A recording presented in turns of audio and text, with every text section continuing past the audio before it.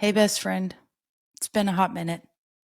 Not too many hot minutes, but it has been a hot minute nonetheless. There's been a lot happening in my life. And what I'm telling you about right now is actually going to move into later. But honestly, I haven't have slept so much.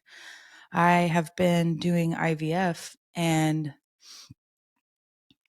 all those drugs make you so tired. So tired. I never imagined that I would be that tired.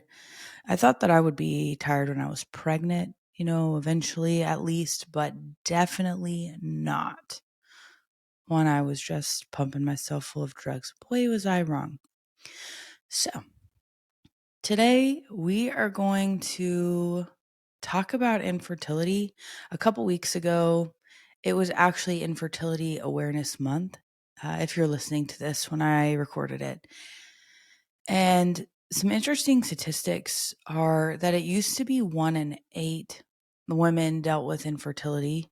And then it was, at least now, it is 1 in 6 deal with infertility. Now, I could probably hop up on a soapbox or conjecture or get some doctors or some friends or some nutritionists or some whoever's to really conjecture as to why that is.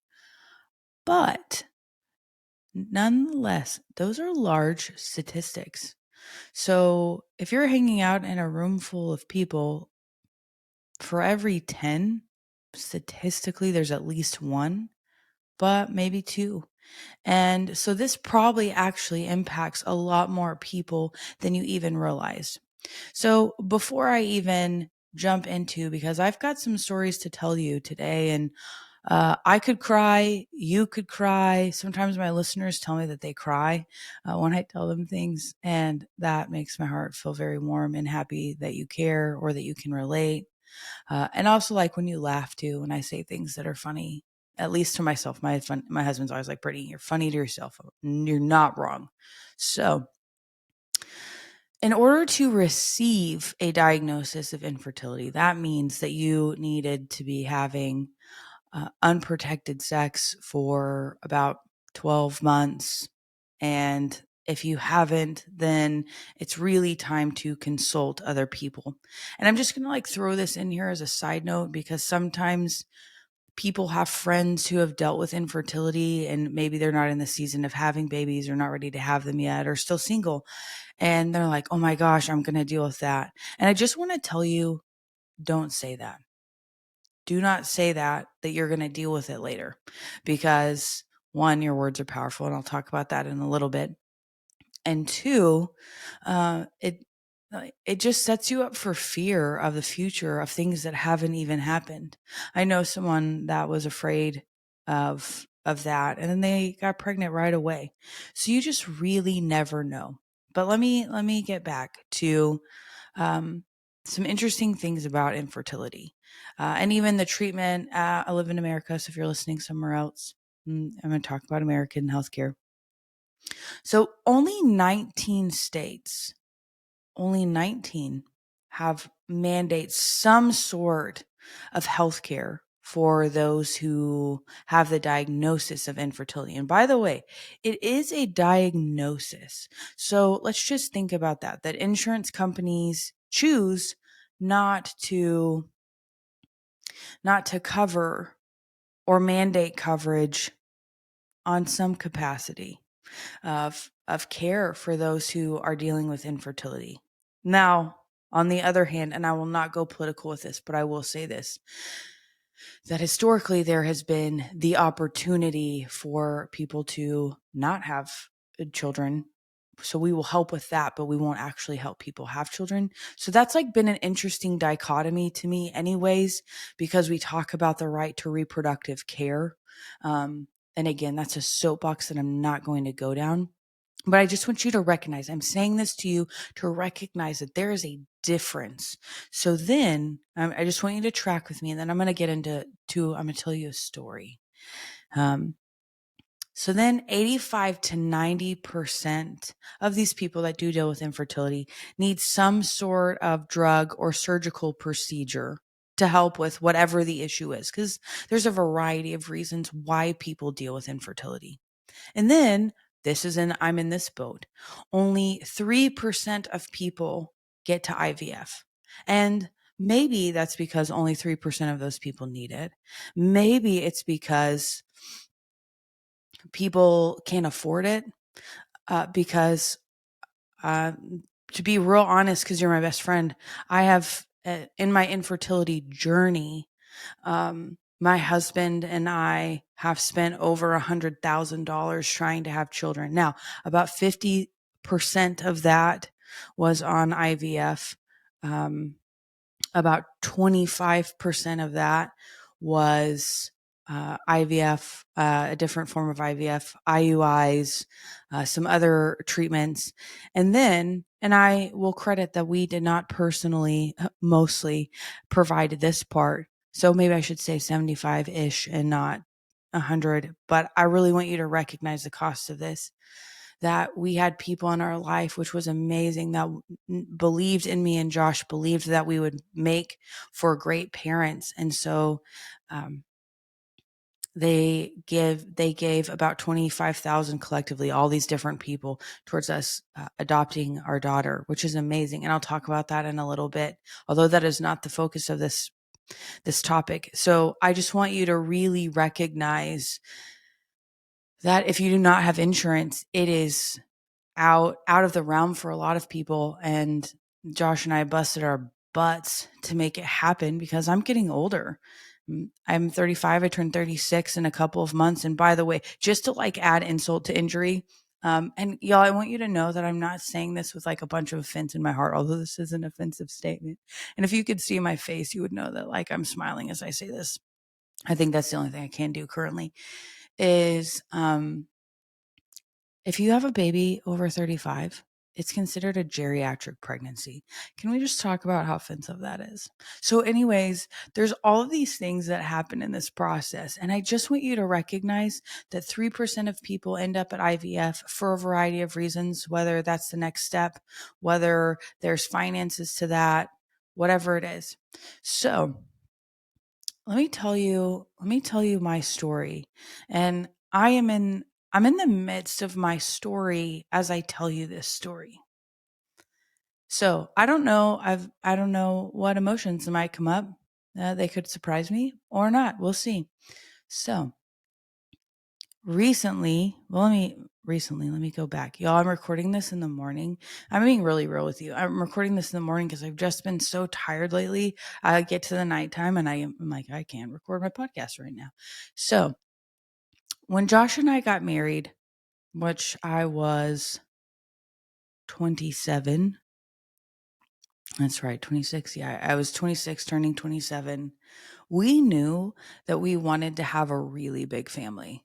I've always wanted a really big family. I nannied for 5 kids for a while, and I was like, oh, 5 kids would be amazing. Maybe that's too much till 4. Like, what difference does it make at that point, honestly? So we got married in June, and we started trying to have children in November, and we were super poor. If you ever hear us talk about that season, we were so poor, but we knew that we wanted to have a family. That's what we knew deep, deep, deep in our discussions and our hearts. And I knew that Josh would be an absolute amazing daddy. And in my own heart, I have always loved children. Wanted to have, like I said, I wanted to have a bunch, and I felt like I would be a really great mama. So a year rolled around and we saw an infertility doctor. And at that time, they said, you just have unexplained infertility. We don't know why. That's the unexplained part. We don't know why.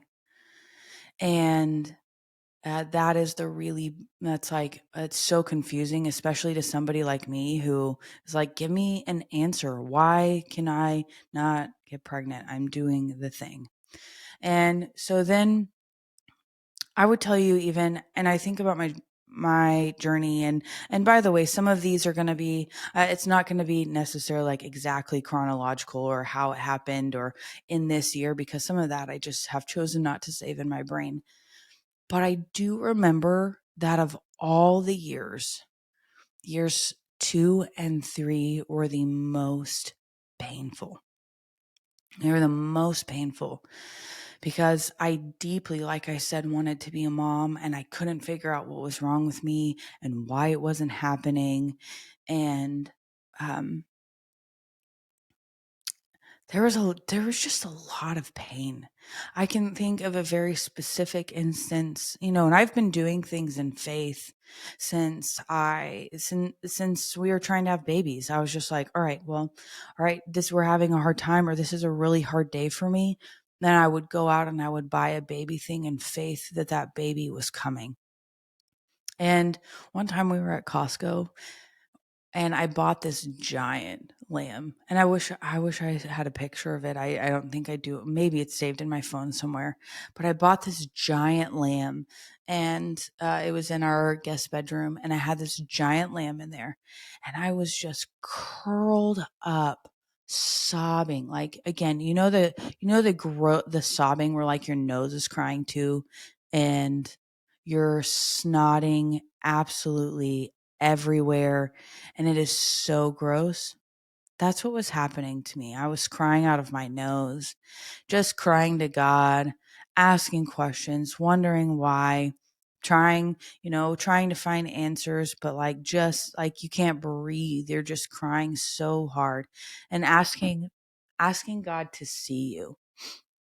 Asking God to see you. And that has been a hard road in and of itself because I know God sees me. I know God answers prayers, and why hasn't he answered my prayer?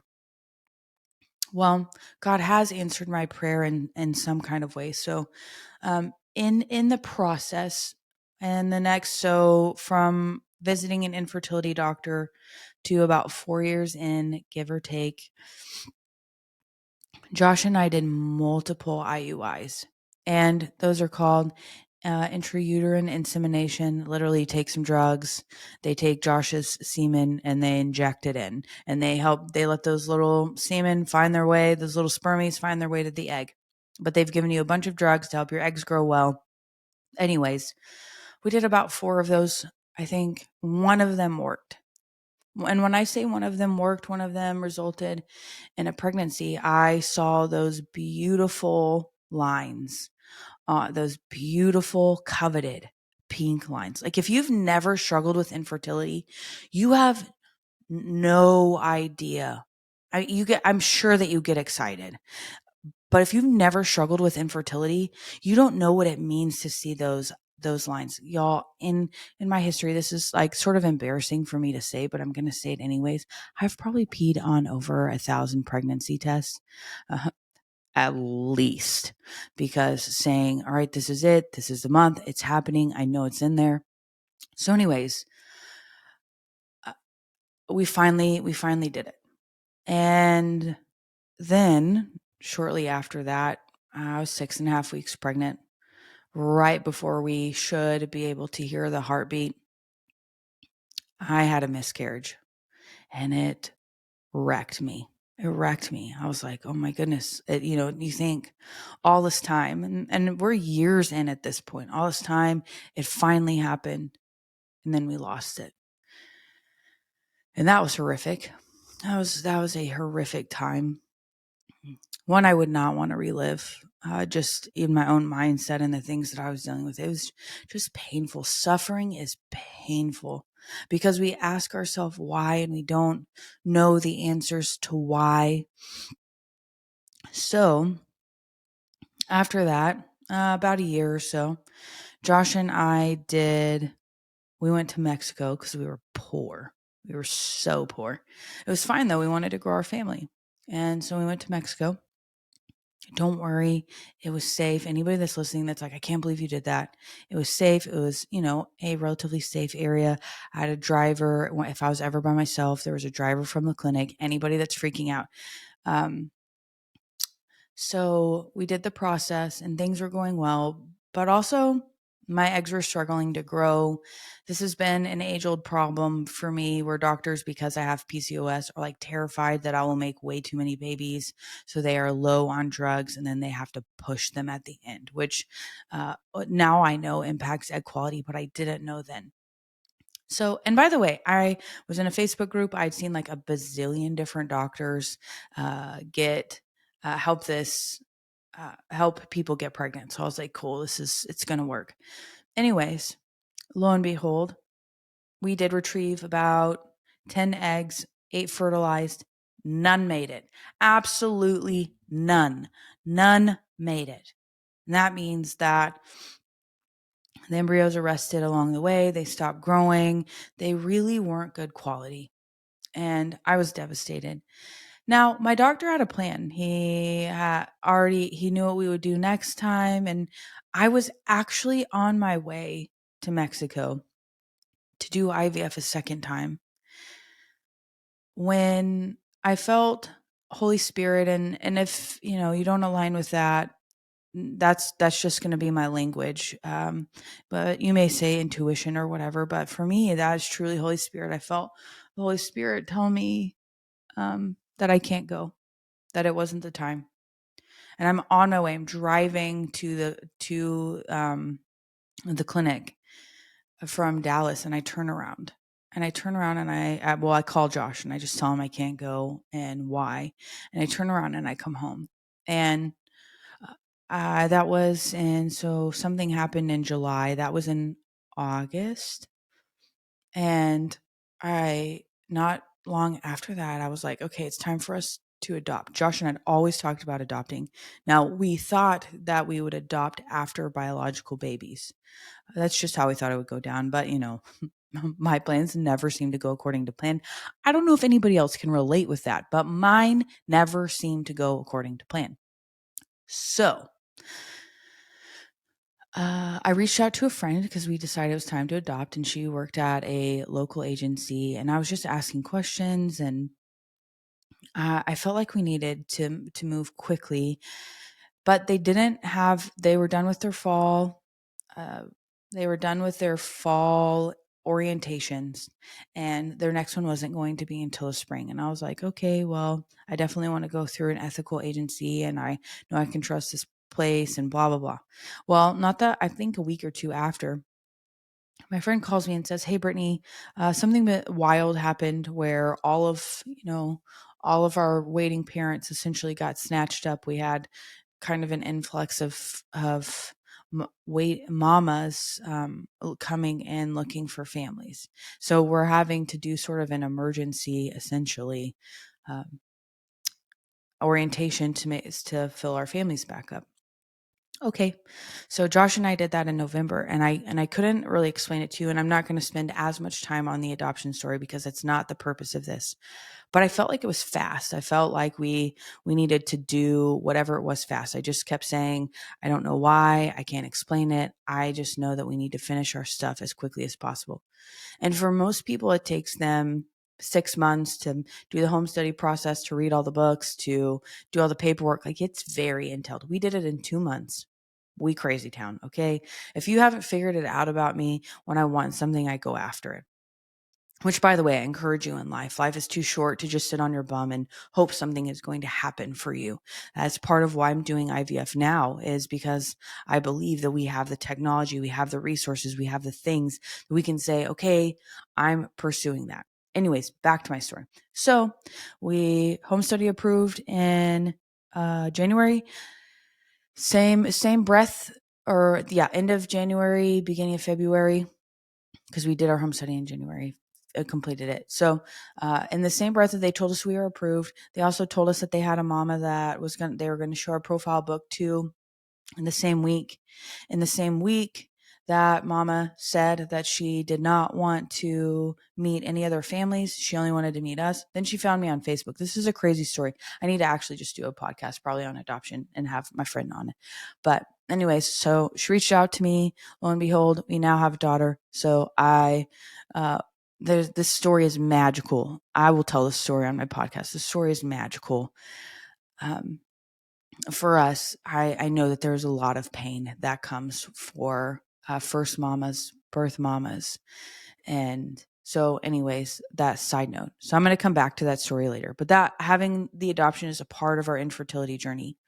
So our daughter she's 4 now. She's continued to get older and cuter and spunkier and sassier and sweet. And she'll look at me like 2 nights ago.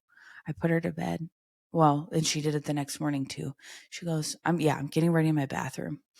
And she's sitting on the couch in my bedroom and she goes, Mama. And I'm like, yes, baby.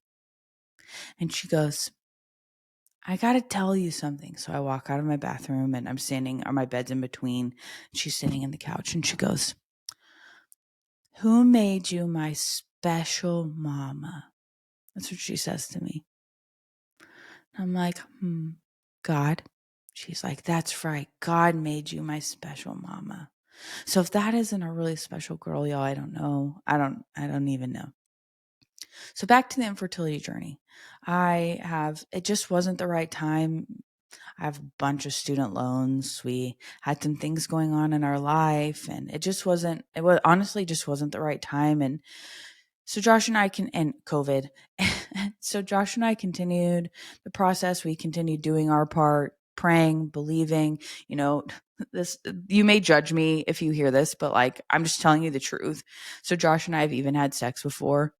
and, and I was like, all right, put your hands on my belly, pray, because we're believing. And by the way, this is a part of the process that I haven't talked about, and I'm only going to really cover it very briefly. But during the process too, people can really begin to feel uninterested in sex, like their bodies are just for one purpose, and or you just want me for this one reason. And I know guys feel like that often a lot. And so as women, if you're dealing with this, you need to be really aware of that. If you have friends that are dealing with this, love on them, check on them, ask them how their sex life is, because it can really take a toll. And it did on me and Josh, especially in the beginning. We really had to fight. Praise the Lord, it's not like that anymore, but we really had to fight for that. We had to fight to not lose the romance, the excitement, the good part of our marriage. And that way, anyways, that great part. And so, but there were times when he would just lay his hands on my belly and just go, okay, like, let's pray, let's believe, like, and it was always in faith, just praying in faith that it would happen. So anyways, finally we get to this place. We actually plan to do IVF, almost 2 years ago at this point.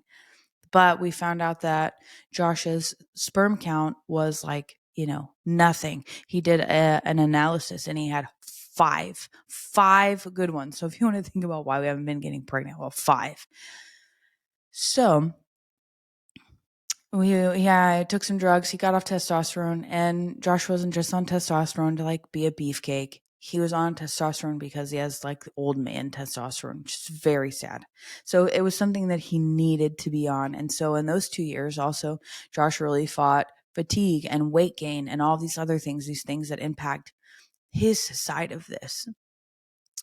Anyways, so we finally get to this place where we're ready to do it. And thankfully, we brought the finances in to make it happen again, because I mentioned to you unknowingly that it is insanely expensive. I'm in a IVF group essentially. And just as a side note, I saw a dentist, like a dentist, a medical practitioner that was like, hey, if you're really struggling with finances, because, medical professionals have a boatload of student loans, kind of like PhDs. I think they might have more than me, but like kind of like that. She was like, hey, go get a job at Tractor Supply. Their benefits kick in after 30 days, and you only have to work there 10 hours a week. So this woman, a professional, a dentist, went and got a job at Tractor Supply so she could have benefits in order to get IVF. Genius. There's part of me that's like, I wish I had known that. But I want you to think about, these people are doing wild things. And like, I totally honor that she wasn't like too prideful or above doing something like that so she could have those benefits. And I want you to think about even the struggle with that for people that don't work at a place that cover that. Like I mentioned, only 19 states mandate some form, but some form doesn't mean fully covered IVF or things like that. Anywho, so here we are. Josh and I we did a retrieval process, which I walked around looking pregnant for like a month. All the drugs just do wild things. I have pictures of like my belly where you look down and you would go, oh man, I think there's a baby in there, but there is no baby in there. And then just the drugs, all the drugs along the way just make you like bloated and gross. And, honestly, like between me and you, and I don't mean this in a self-deprecating way, but I've put on a ton of weight because of being on the drugs and just feeling bad, and like what food does my body even want to eat, and everything gave me heartburn. My poor clients would just watch me pop these like little ginger mints in our sessions because I just had ongoing heartburn. So just there's this huge part of this difficulty. So we get there, we do the retrieval. We had 29 eggs retrieved, which like freaked my husband out. And then 23 of those fertilized. If I'm remembering the numbers correctly, it's in the morning. I've been off caffeine. Oh, I'm getting caffeine today. So we've been with 23 fertilized. Then it was 10 made it to blast, which is amazing. I want you to remember none of mine made it to blast last time. And that's 5 days. So none of mine made it last time. So this time they did. And then of those, we had 4 come back normal and 1 come back inconclusive. And we're going to retest that little inconclusive little boy or little girl. I don't know what it is, but we're going to retest it. So then after the retrieval, you have about 6 weeks, at least if you go right into, and at my clinic, it could be different at other clinics, but from my clinic, you go from transfer 6 weeks into, we go from retrieval 6 weeks right into transfer. And in those 6 weeks, I was visualizing, I was praying, I've been nesting in my own home going, there's a baby coming. I've been I'm a busy woman. So and that's not a badge of honor. But I've been reorganizing my house. I'm just like, it's going to happen fast. And anyways, so we get to transfer, doing all the things, taking my medications, doing stuff like I'm supposed to. Everything, all my lining was good. My numbers were good. Everything was good. Then this is the first time I'm actually saying this. Our little boy embryo was absolutely perfect. Top grade. It even thawed at 100% because when embryos thaw, they can lose some of their quality. Didn't. Thawed at 100%. Now, CCRM, which is where I go in Colorado, they do have one of the best embryology clinics. The best. I shouldn't say one of the best. They are the best. Leading researcher. And they've come out with things called like embryo glue, like just crazy stuff. Anyways, so I feel like I'm all over the map this morning. Please just, listener, I'm talking to you like you're my best friend. So just stay with me. So anyways, everything went as planned. I did my bed rest like I'm supposed to, just chilled, and believing in faith, peeing on some sticks. Things kept coming back negative and negative and negative.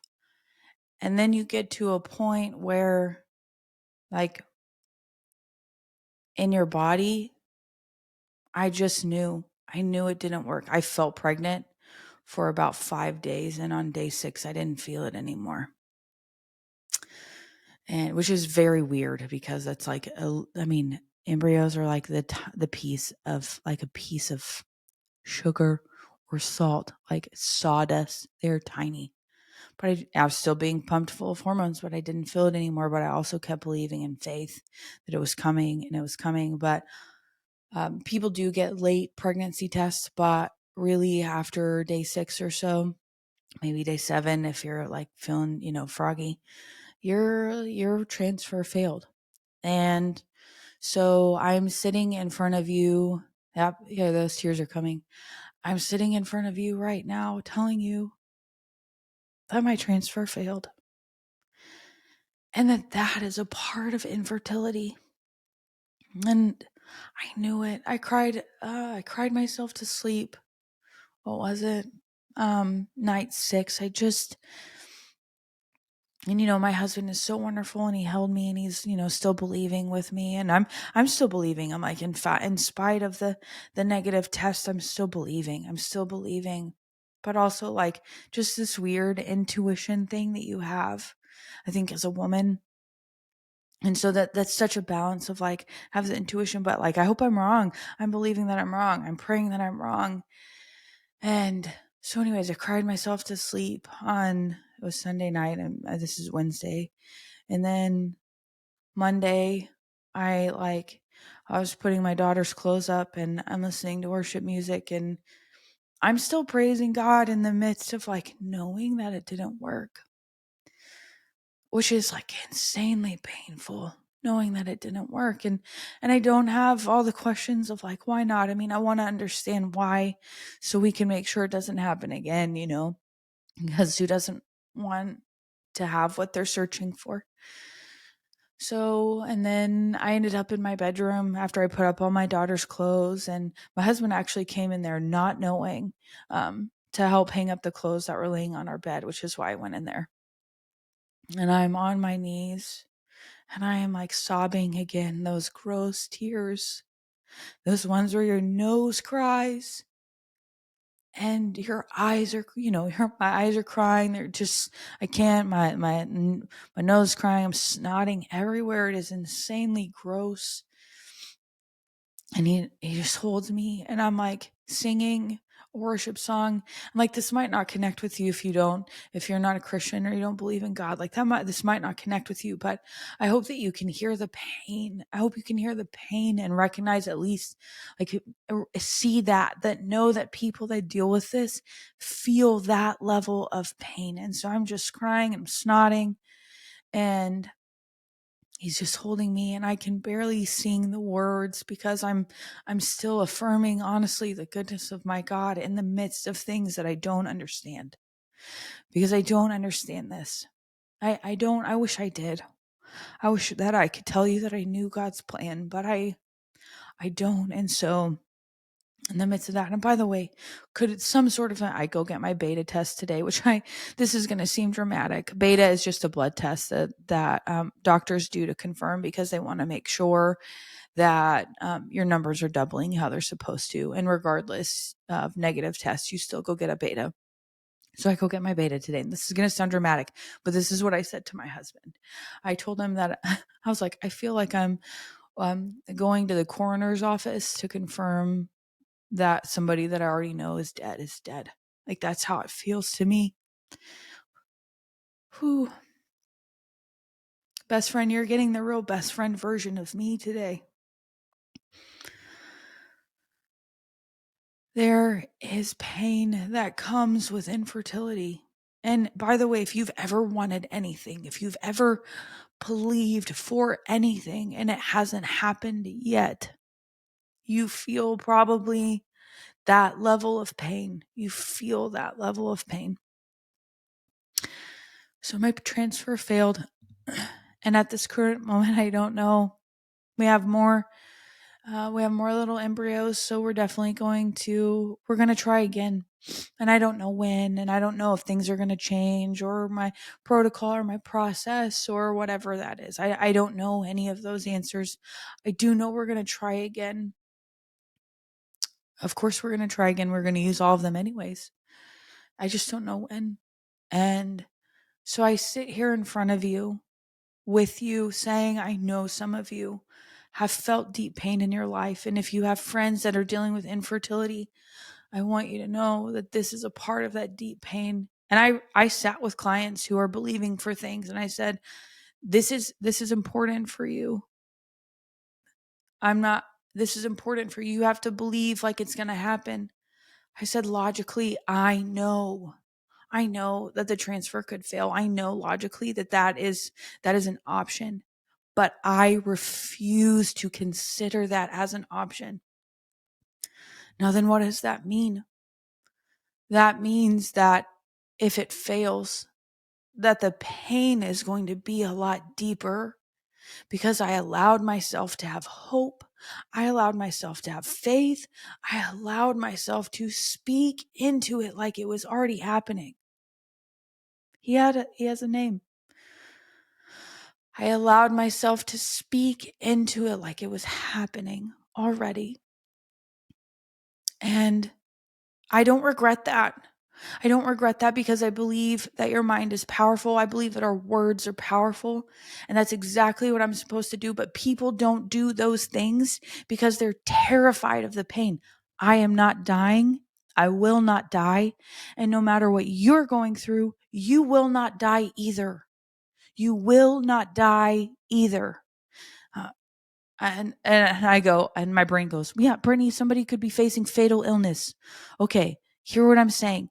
People are terrified of pain. Terrified of, but if I hope and it doesn't work out, then I'm going to feel depressed or whatever. You're going to feel that way anyways. You might as well allow yourself to have hope, to have faith, to have belief, because that's way better for your body and it's way better for your brain than anything else. So I don't regret it. So I hope that you hear in me. I hope that you hear the sadness because it's a part of it. The suffering is a part of it. Yesterday, because I've been really public with this, I felt like I was supposed to for whatever reason. I had a client ask me like, "Oh, it's your blood, like when's your blood test?" And like, "Oh, that's so exciting." Knowing internally that it didn't work. I'm like, because I just wasn't ready to talk about it then. I wasn't ready to talk about it then. And this morning I saw it come through as a text message. And one of my friends was like, "Can't wait for the confirmation of baby Lashua," as I'm recording this podcast. So if you're in the place where you're dealing with infertility, if you're in the place where you're believing for something, I encourage you. I don't regret it. You have to have faith. I hope you have faith in God, but you need to have faith. You have to pray and believe. You have to. Now you go, "Well, Brittany, that didn't work very well for you." It hasn't yet. I don't know why, but there's lots of things that I've prayed for that have come to pass. This one is just another one in the waiting. And I don't know why. I thought actually my infertility podcast was going to sound very different than this one. Not very different. The content would probably be somewhat similar, but different. The tone would be different. Your language about it has to be different. I don't use the words never. I don't walk around saying I'm depressed. I am sad AF. I am so sad. And I also have to allow myself to feel the sadness. I'm not afraid of it. It won't take me out. It won't take me over. Just like it won't for you. You just have to allow yourself to have it. What people don't realize is that emotions are like a wave. They come up, and if we ride the wave, then the wave goes down.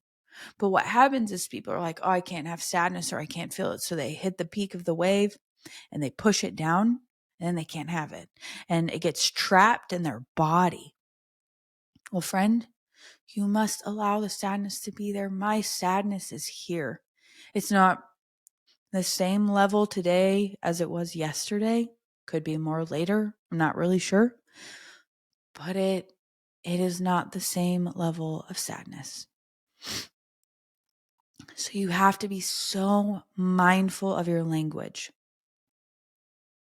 that you're speaking positive into what you want, into what's coming, into who you are.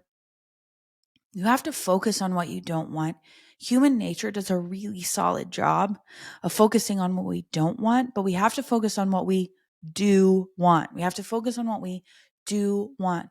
So I will honor the loss. I will honor the life. I will honor my feelings in it. And my husband's, I will honor all of those things. but I'm not going to focus on what isn't. I'm going to focus on what is, because truly, genuinely, I am going to carry a baby to term. When? How? I don't know, but I'm going to. And you will not hear me say that it won't happen. It just hasn't happened yet. So if you're believing for something yet, it just hasn't happened yet. You must allow yourself to feel. I know I already said it, but I'm just saying it again. You must allow yourself to feel. I was at a friend's house yesterday. Kids had a play date. My friend goes, "How you feel?"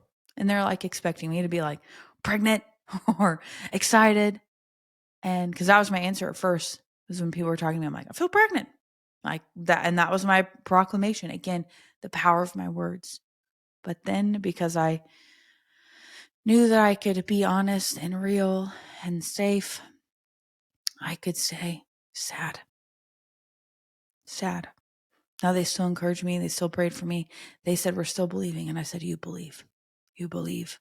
I'll take your belief." And you need to find a loved one or loved ones. I don't know what your life looks like, to share your burden with, your suffering burden. You need to share it with. It doesn't have to be the whole world. I don't think the whole world can carry your suffering burden, nor could they carry it well. Internet trolls are a real thing and they're mean. But you need to have people that you can carry it with well.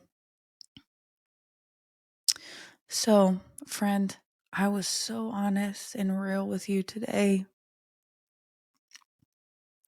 That infertility brings suffering. Infertility brings pain. Infertility says that something is wrong with me. Something's wrong with my body. There were times when I said I felt betrayed by my body. Now, I don't use that language anymore, but those are the real feelings. So if you have a friend in your life that's dealing with this, don't feel like you have to have the right words. Yesterday, my friend said, "There are no right words here. I wish I had them, but I don't, and there are none." And I was like, "Indeed, there are none." And I so appreciated the fact that she just met me in the place that there are no right words for this, because no one can take away the pain. It's not anybody's job. It's no one's responsibility. It's not your responsibility to take away your friend's pain or your family member's pain. It's just your job to be with. And my friends that have the ability to just be with are the ones that I most appreciate, because they're not trying to fix it. So I encourage you to be that kind of friend, the friend that doesn't try to fix it.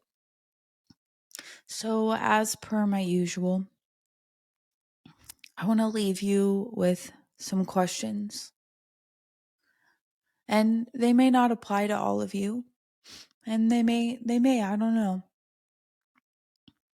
What thing in your life that's causing suffering do you need to change your language over? What thing in your life that's causing suffering do you need to change your language over? How can you begin to focus on what you want, not what you don't? What do you need to allow yourself to feel that you've blocked the feeling on? And who can you share your suffering with? And 5, this is not a question, but if you have a friend dealing with suffering today in some way, this podcast is particularly about infertility. Send them some love. Send them some love. Hug them. Pray for them. Encourage them. I don't know. Send them some Tiff treats. Whatever. That was a non-paid advertisement. I'm funny to myself. So friends, thanks for being with me today. Thanks for allowing me to be real.